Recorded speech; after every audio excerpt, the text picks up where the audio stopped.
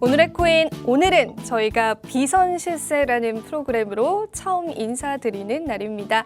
여러분들을 위해서요, 앞으로 좀 다양한 정보들, 그리고 실질적인 정보들 함께 해줄 전문가님을 처음으로 모셔봤습니다. 하이스트 전문가님 한번 모셔볼게요. 전문가님 반갑습니다. 네, 안녕하세요. 하이스트 전문가입니다. 앞으로 시청자 여러분들 실전 투자에 도움이 되는 정보를 위해서 꼭 노력하겠습니다. 감사합니다.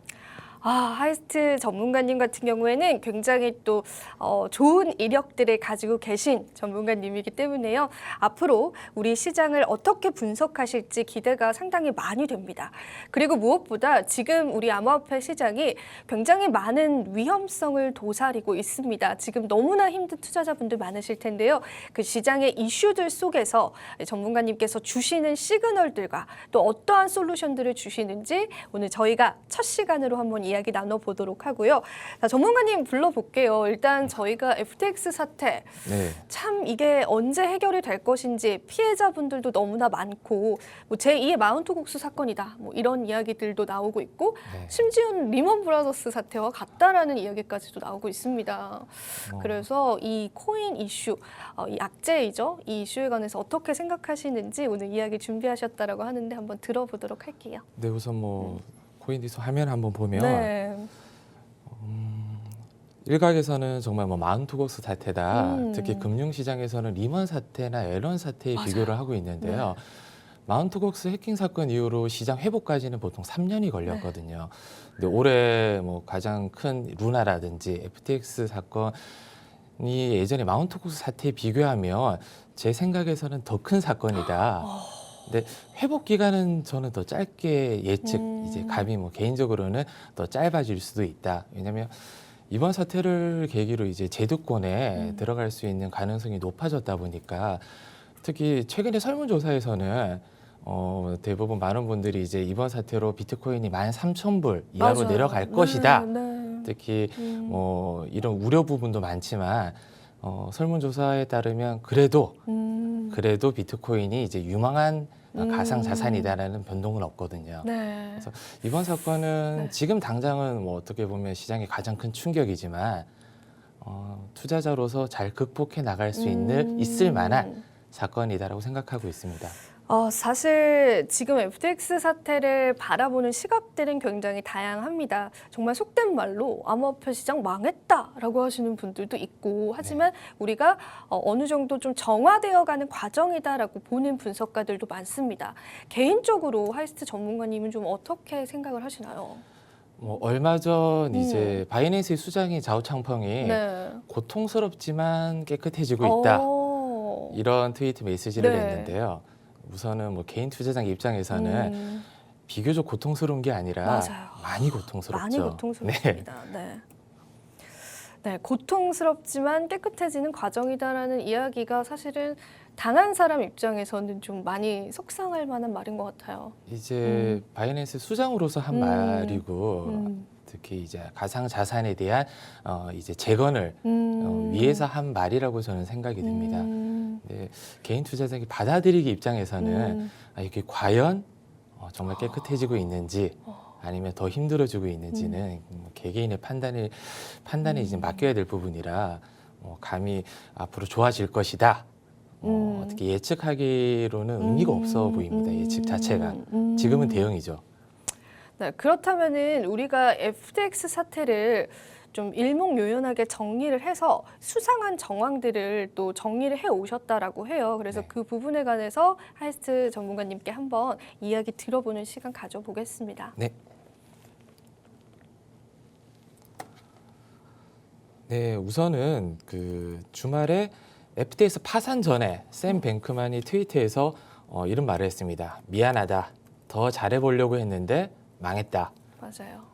파산을 암시를 했다는 건데 수상한 장부부터 몰락까지 열흘이 안 걸렸거든요.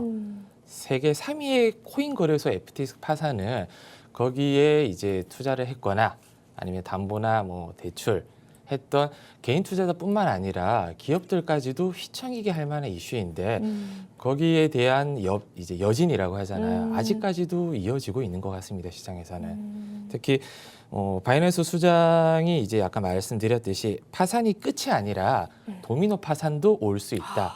맞아요. 굉장히 어떻게 보면 좀 시장의 공포 분위기를 더 키우는 발언이거든요. 근데 그 여지는 지금도 현재 진행 중이라고 저는 보고 있습니다. 특히 네. 다음 페이지에 제가 네. 한번 넘겨볼 건데요. 네. 네. 이러한 또 수상한 정황들이 좀 포착이 되셨다라고 하니까 그 부분에 관해서도 우리가 좀 염두를 해보면 될 것 같고요. 다음 페이지 저희가 볼 수 있을까요? 네. 네, 한번 바로 이어서 들어보도록 하겠습니다. 네, 주말에 네. 그 자오창펑이 거래소 지갑을 보여주기 위해 많은 양의 암호화폐가 이동한다면 문제의 명백한 징후라고 얘기를 했어요. 특히 FTX 사건 이후로 많은 거래소들이 자기네 자산은 안전하다, 잔고 증명이라고 하잖아요. 근데 그 부분 전후로 일부 그 큰 암호화폐들이 실수다, 잘못 보냈다는 트위터로 어떻게 보면 내 잔고를 증명하기 위해서 다른 데 빌려오고 너희들이 증명할 때 내가 빌려줄게라는 어떻게 보면 합리적 의심이죠. 아, 그렇죠. 네, 이런 의심이 나올 수 있는 부분이라 시장이 좀 주말 동안 시장이 많이 흔들렸는데요. 5일 동안 암호화폐 시총이 129조가 증발을 했거든요. 맞아요. 그런 불안함이 어떻게 보면 반증인 거죠. 그러니까 저희가 주말 사이에 저도 뉴스를 보니까 이 지갑 간의 이체 이동이 좀 상당히 많았습니다. 그런데 이제 FTX 사태 때문에 많은 거래소들이 이제 본인들의 잔고를 증명해야 하는 사태가 이제 벌어지자 거래소들 간에 이러한 코인을 빌려주는 그런 행동들이 포착이 됐다라는 거죠. 그래서 그 부분도 우리가 잘 생각을 해보고 또 많은 점들을 좀 시사해 볼 수 있을 것 같은데요. 만약에 이게 사실이다라고 한다면 이게 또 우리 시장의 악재로 다가올 수 있는 거겠죠? 충분히 아킬리스건이 될 수 있고 어떻게 보면 이번 주 뜨거운 감자는 지난주 뜨거운 감자는 네. FTX 파산이었다면 네. 이번 주는 FTX 외에 다른 거래소 도미노 파산. 현상이 나오는 부분이 될 수 있지 않을까 조심스럽게 예측해보고 있습니다. 네, 이러한 또 지갑 간의 이체, 합리적인 의심이 사실이다라고 한다면은 이렇게 우리가 우려했던 그러한 사태들이 일어날 수 있습니다. 그렇기 때문에 리먼 브라더스 사태다라고 또 이야기를 하는 것 같아요. 그렇죠. 네, 이런 또 우리 증권 시장과 비유해서 또 이러한 큰 사태와 유사하다라는 이야기까지 나오고 있는데 만약에 이렇게 될 경우에 우리 개인 투자자분들은 어떻게 좀 대응을 하는 게 좋을까요? 저는 섣부르게 예측하기보다는 우선은 자기 자산을 지키기 위해서 아까 앵커님께서도 네. 말씀해 주셨듯이 자산을 개인 지갑으로 옮겨놔라. 우선은 잠잠해지거나 소강 상태가 될 때까지는 우선은 자기 자산을 지키는데 최우선적으로 중점을 둬야겠습니다. 네, 지금 현재 거래소를 이용하셔서 암호화폐를 보유하고 계신 분들께서는 가능한 현재 시점에서는 개인 지갑으로 좀 이동을 하는 그러한 또 솔루션들을 주셨습니다. 자, 이어서 저희가 어떤 특별한 시그널들이 포착이 됐다라는 이야기를 들었어요. 그래서 이 시그널이라는 게 사실은 저희 오늘의 코인에서는 처음 다루는 내용이기 때문에 많은 투자자분들이 좀 어려우실 수 있거든요. 그래서 이 시그널이 어떤 건지 그리고 어떤 시그널이 포착이 됐는지 좀 부탁을 드려보겠습니다. 네. 우선 차트를 좀 보면서 네. 말씀드리고 싶은데요. 지금 보여드리는 차트가 FTX 사건 이후로 비트코인 1시간 봉을 이제 만들어 봤거든요. 우선은 지난 2일 날 네. 이제 어떻게 보면 이제 수상하다 얘기가 나올 때까지는 크게 흔들림이 없었어요. 2만 부근, 2만 이제 1000 부근을 계속 맴돌다가 설전이 이루어졌잖아요. 샘 뱅커먼과 자오 창펑의 맞아요. 네. 설전 이후로 비트코인이 주가가 하락하기 시작했는데 쭉 하락하다가 여기 보시면 이 설전 트윗 이 부분 이후로 밀리다가 바이낸스가 이제 FTX 인수를 하겠다 하는 시점에 반짝 상승이 나왔었거든요. 근데 어떻게 보면 이제 일각이나 언론에서 바이낸스가 하루 만에 FTX 인수 그것도 이제 강제력이 없는 그래서 솔직히 이제 어떻게 보면 쇼다. 인수를 하려면 보통 이제 실사라는 게 들어가잖아요. 그쵸, 회계 네. 장부도 봐야 되고 여러 가지 봐야 되는데 불과 전화 한 통으로 인수할게. 강제력도 없어. 어떻게 보면 이제 합리적 의심이죠. 보통 인수가 쉽지 않겠구나. 그래서 주가가 다시 한번 크게 쭉 밀리고 있거든요. 그래서 지금 보이고 있는 캔들이 네. 하이키나시 캔들인데 오. 어떻게 보면 이제 추세 방향을 좀 더 일반 캔들보다 좀 명확하게 보여주고 있습니다. 어떻게 보면 노이즈 없이 어떻게 쭉 밀리고 있거든요. 네. 그래서 그 FTX 인수 철회 바이낸스가 이때 거의 하락의 정점을 찍습니다. 아, 그렇네요. 네. 그 이후로 데드캣 바운스라고 하잖아요. 네. 너무 짧은 시간에 아마 올라왔어요? 올해 코인 하시는 분들은 가장 많이. 하루 만에 이렇게 많은 하락을 보일 수 있을까? 저도 정말 롤러코스터 타는 심정처럼 맞아요. 아찔하고 어지럽더라고요. 그리고 데스크 바운스 이후로 10월 CPI 발표가 11일 맞아요. 전 10월 밤에 발표가 되거든요. 이때 이제 보통 현물 투자, 주식이라든지 다른 투자하시는 분들은 환호를 질렀어요. 맞아요. 네, 보통 예상치가 7.9에서 8.0으로 예상했는데 저도 10시 반에 7.7 보고 정말 야식을 먹다가 숟가락을 맞아요. 올랐거든요. 7% 네, 폭등을 7.7? 했죠. 네, 네. 맞아요. 그리고 이제 환호를 하죠. 이제 비트코인 같은 경우도 단기간에 큰 폭으로 올라갔습니다. 15,500 부근까지 떨어졌던 게 18,500까지 상승이 나왔었거든요. 그 이후로 아까 말씀드린 10일의 트윗, 네, 망했다라는 트윗과 12일 새벽 파산 신청까지 나오면서 네. 주가는 밀렸는데 개인 투자 하시는 분들이 이제 심리가 네. 갈팡질팡하는 것 같아요. 네. 보통 다른 투자랑 같이 하시는 분들은 주식은 이제 베어마켓 랠리라든지 이번에 CPI 발표 때문에 나스닥 같은 경우는 지난주 7%가 올라갔거든요. 그러니까요. 특히 금요일 네. 국내 시장도 양시장 3%. 모두 3% 정도 양호한 상승률을 보였다 보니까 비트코인도 이제 바닥 짚고 올라가지 않을까 네. 하는 심정과 아직도 이제 FTX 파산의 여파라든지 도미노 다른 거래소들의 여파를 이제 갈팡질팡하는 이제 그 시그널이 차트에 그대로 보이거든요. 내려갔다 다시 조금 기대감으로 올라갔다 다시 내려갔다가 이런 지금은 어떻게 보면 이제 소강 상태인 거죠. 모르는 거예요. 앞으로 어떻게 될지. 네, 앞으로 어떻게 될지 모르다 보니까 오.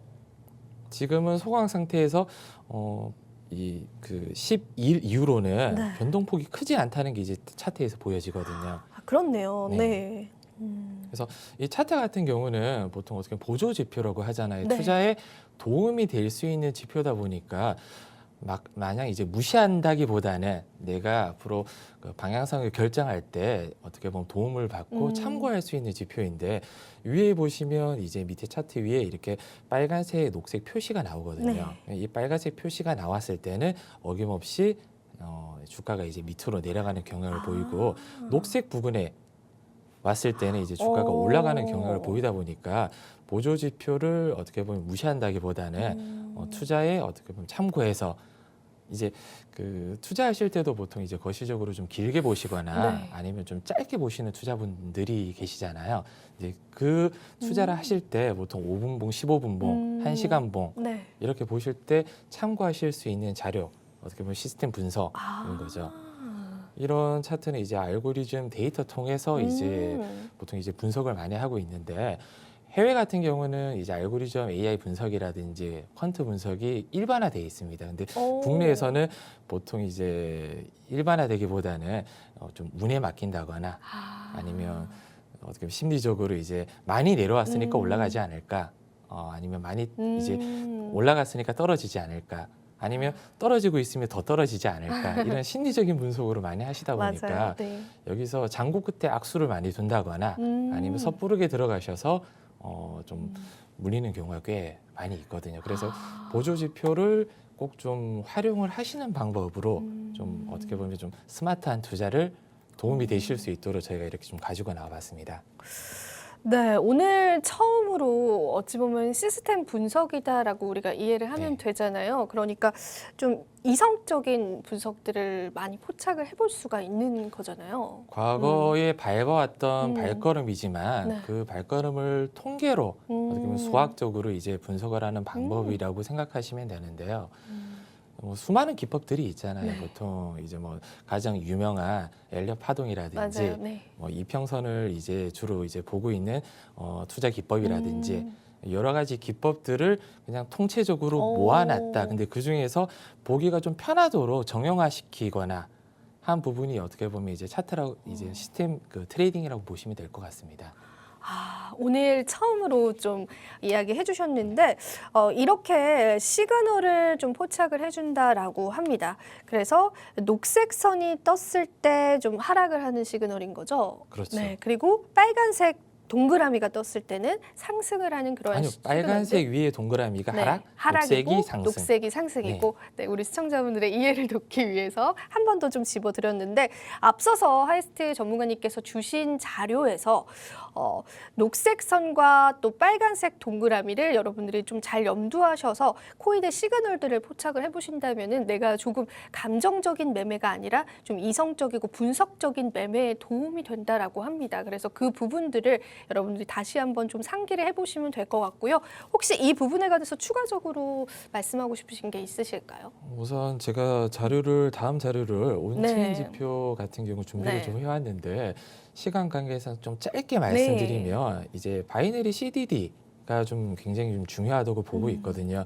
이 부분은 코인의 장기 투자자들이 보유하고 있는 코인을 다른 지갑이라든지 이동하는 이 물류량을 어떻게 보면 좀 지표로 나타내고 있는데 간단합니다. 이제 지갑에 오래 묵혀뒀던 걸 네. 거래소로 이동을 한다면 네. 팔려고 하는 네. 경향이 되게 많고 거래소에 있는 이제 보유하고 있는 암호 자산을 지갑으로 이동한다면 어떻게 보면 좀 탈출한 좀 보유를 하겠다 오래 위험하니까 거래소가. 근데 이 지표가 큰 이슈가 없을 때는 보통 이제 거래량이 많이 이동했을 때 변동성이 좀 크다 이렇게 좀 바라보고 있거든요. 그래서 어떻게 보면 암호화폐가 상승 때 CDD 지수가 좀 높아진다면 이제는 차익 실현 매물이 좀 네. 많이 나올 수 있다. 네. 특히 하락 때 이렇게 많이 이동한다면 어떻게 보면 변곡점이 좀 될 수도 있다. 이렇게 좀 바라볼 수 있습니다. 네.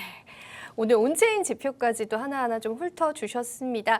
저희가 시간 관계상 못다한 내용들이 있는데요. 만약에 나도 이런 시그널 매매에 관심 있다라고 하시는 분들은 여기 QR코드가 하나 뜰 텐데 이 QR코드를 그냥 가져다만 대셔서요. 여러분들 입장을 하시면 될 것 같습니다. 보다 분석적인 내용들 그리고 보다 우리가 이성적인 내용들로 앞으로의 암호화폐 시장을 대응할 수 있다라고 하니까요. 많이 참여해 주시면 좋을 것 같습니다. 네, 오늘 하이스트 전문가와 첫 번째 시간 잘 꾸려봤습니다. 마지막으로 저희가 투자 고지 드리도록 하겠습니다. 본 방송에서 제공하는 정보는요. 투자 판단에 대한 조언일 뿐 가치 판단과 상승 하락을 보장하고 있지는 않다는 점 다시 한번 유의 부탁드리고요. 저와 전문가님은요. 다음 이 시간에 다시 찾아뵙도록 하겠습니다. 오늘도 시청해주신 여러분 고맙습니다.